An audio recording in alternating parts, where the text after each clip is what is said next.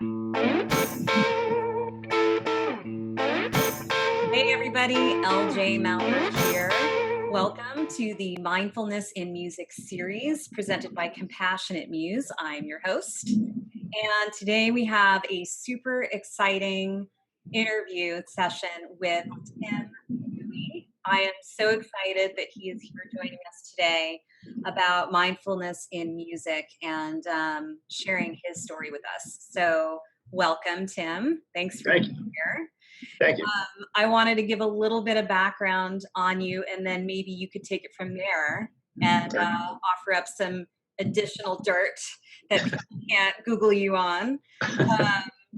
So Tim has 23 years in music. His background is in radio broadcasting, with experience as a morning show producer and production director with Clear Channel Communications. He was a concert promoter marketing director for SLP Concerts in New Jersey for 5 years, and then later moved into PR, where he got his master's degree at Rowan University and is now handling PR and PR relations for the Hard Rock Hotel and Casino in Atlantic City. That is a lot. You've worn many hats, Tim. Yeah, quite a few. As many of us do in the business. And I'm really excited to have you join us today. So with that, would you mind digging a little deeper and offering up some additional information about you? So the radio stations that I worked for in New York City were Z100. I worked for Elvis Duran in the morning show. I was actually part of Elvis's original crew. So there's that. And I'm going to be in Elvis's book this October, apparently. Awesome. I'm not sure what he's going to say about me. As far as the music industry, I've been playing music for many, many, many, many years. So I've been there marketing my bands and playing on stages, some of the biggest stages in New York City and New Jersey. I'm currently playing bass in a band called Rawway right now. That's rawwayband.com. Nice plug. Thank you. And as you said, I'm the PR manager here at the Hard Rock, and there's not a dull day. There hasn't been a dull day since opening, June 28th of last year. So, and I'm still here. So, must be doing the right thing. Sounds like it. That's great. Yeah. All right. Well, let's dive right into our first question. We've got 4 questions today. Okay. And the first question is, what does mindfulness in music mean to you? For me, mindfulness in music, in the music business, means just making the right decisions for your brand and your business, doing the right thing and ethically do the right thing and just I guess I'm repeating myself, but make the right moves. Don't do anything stupid, and you'll succeed. Yeah. So when you say do the right thing, it sounds like you're saying that there's an actual like social impact or implication to your actions besides just what's right for your business. Like it sounds like there might be some sort of a ripple effect. Can you unpack that? Well, I mean, every business has a dark side, and you have bosses that are above you that you have to answer to, and sometimes they're not always ethical. So sometimes there's been times where I've been asked to do things that I know weren't ethical, and I would say no. I would say no to my boss. And did it shine me in a bad light?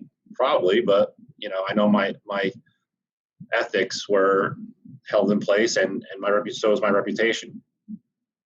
Mm-hmm. So there's the reputation that you have within the company culture, and then there's your personal professional brand reputation that you carry with you. If you change jobs, it follows you, right? Because of course, small business, everybody knows everybody.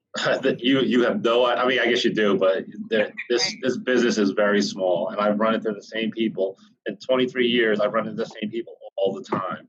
Yeah. So, sure. If I would have done something at company A, it would have followed me right here to where I am today. And who knows, if I would have done something bad, they would have been like, oh, you're that guy that did this. Sure. So being mindful in the industry is very important. And what got you to the point, Tim, where you were self-aware enough to know like that this didn't feel right to you and to speak up?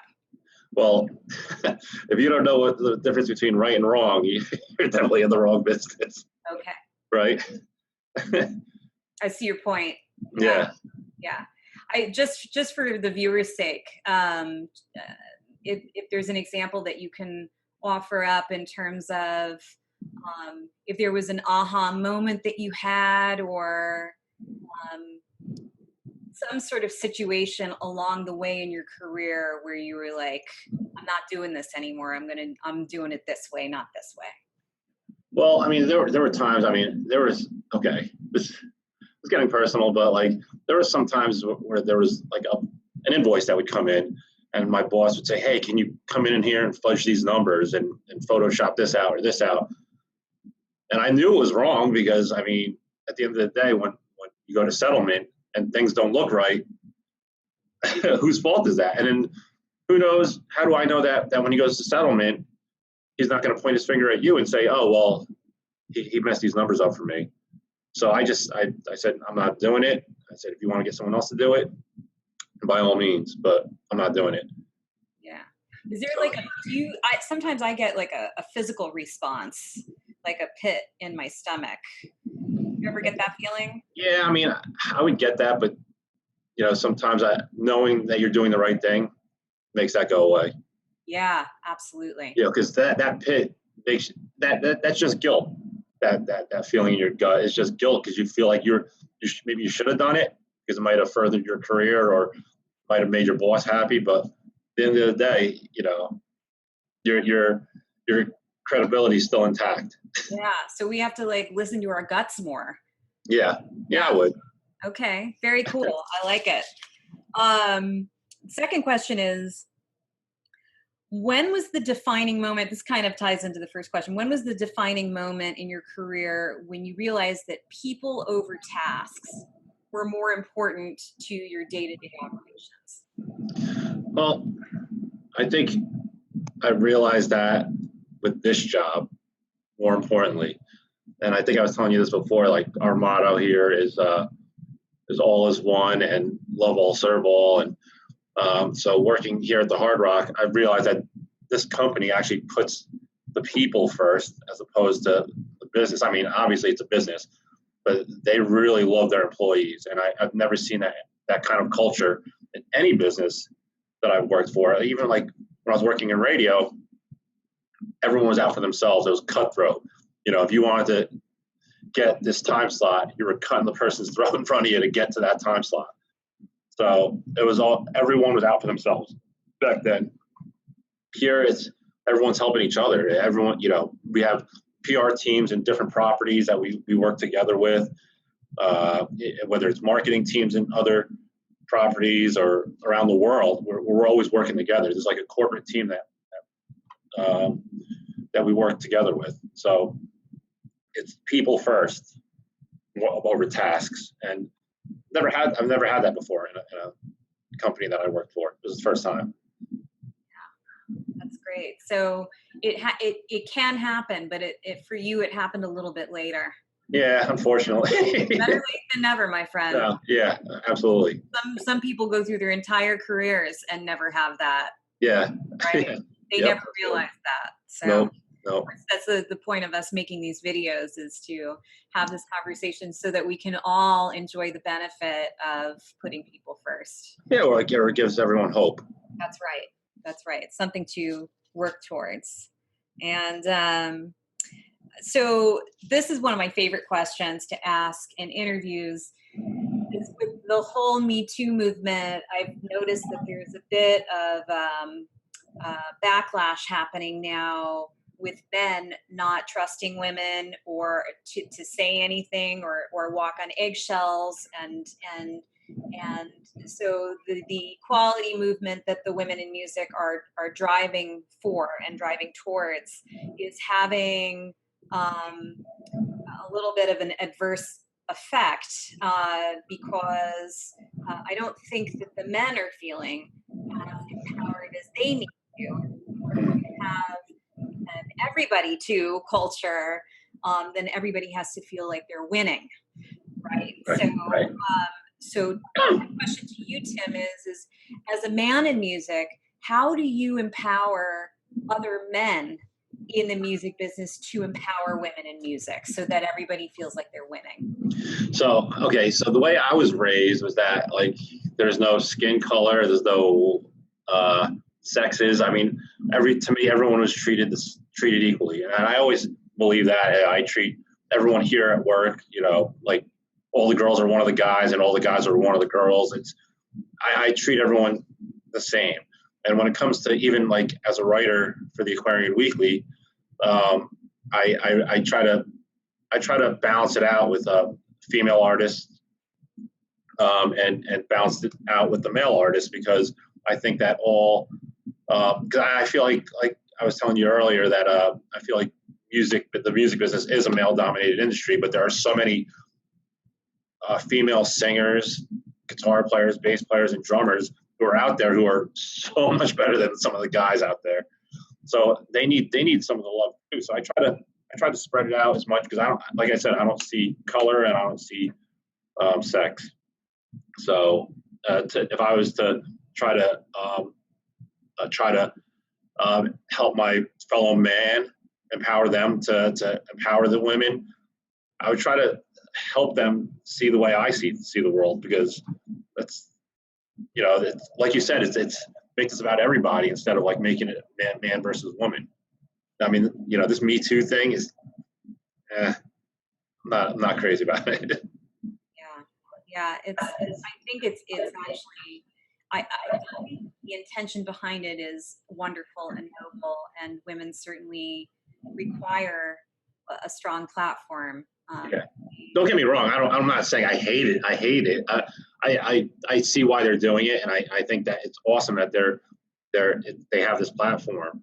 And I feel bad for a lot of the ones who, my wife included. Unfortunately, my wife was part of that, because she was harassed by some people in corporate America, and she never said anything.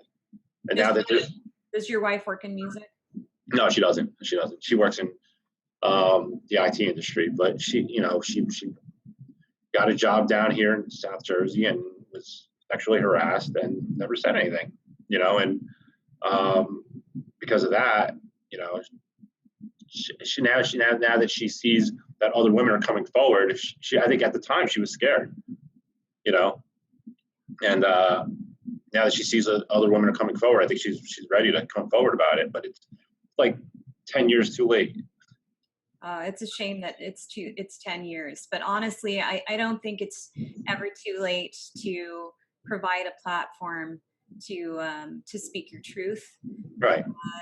And I think that is one very positive outcome from the Me Too movement is that there is this platform now to provide women a voice and promote courage and bravery to step forward, because there is power in numbers. Unfortunately, I think it's also driven a bit of a wedge between men and women, right? And people who identify as men and women, because at this point, it's another form of extreme. I have obviously a clear opinion on this, mm-hmm. And so, and I'm into balance. That is what mindfulness in music is about: is promoting balance and equality across the board, and I love it. Inclusivity, right? So the question would be like, back to you. How do you do that? If you could show men what you see, so that they could empower other women in the business, how do you do that? Just show them. I mean, unfortunately, I'm not a preacher, so I mean, the only thing I could do is just show them through writing and show them, how to treat people, because without being blunt, people are assholes, you know? So, you know, I just, you know, you just got to show people that this is the way you need to treat people, you know? Yeah. Thank you. That's great. Well, you're doing really good work, Tim, and I hope you continue it, making a big impact in the country and the world. It's really positive. Yeah. Thank you. Thank you. I wanted to end with this last question, which is, what's the single most important takeaway that you can share with our viewers about the importance of compassion in the industry? Well, I think we were saying before too that without compassion in this music industry, you know, or showing any compassion in it, you know, what are you doing here? Yeah, I mean, that's what music. To me, music. That's what music is all about. Is the art of it, the love, showing your feelings, and you know, I mean, for me as a writer, music writer, you know, that's how we get our feelings out there, is through music. So if you don't have any of this, what are you doing in the business?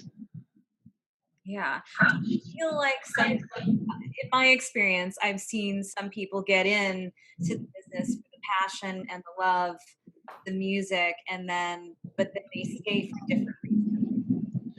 And we talked about this a little bit earlier before the interview, but Yeah.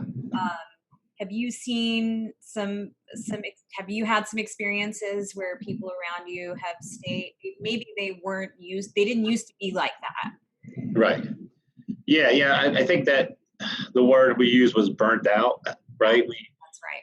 So I feel like sometimes people get into the industry because it's, of course, you see the music industry or the entertainment industry, and it's something that's so awesome and you want to get into it, but then you realize, this is not for me, and then you just stay there for the wrong reasons, and you end up taking it out on other people, and that's where you lose your compassion. You just like, case in point, like I dealt with a lot of agencies, and sometimes, like I was saying before, I hate emails because you can't tell the inflection of the email. So when you're reading something, you can tell if someone's you can't tell if someone's being nasty or not. Sometimes when these agencies, they write the emails to you, it doesn't come across as they're not being too nice, and you're kind of like, you go back and forth with them, and you know, you just realize that they just don't want to be in the industry anymore. You know, after speaking to them, they're just like, I just don't want to be here. I'm looking for something else. And it's just like, you know, why just leave? Just pack your bags and walk out and find something else. Why make everyone else miserable around you? So, I mean, I think that having compassion and passion in what you do is very important, especially in an industry like the music industry and the entertainment industry.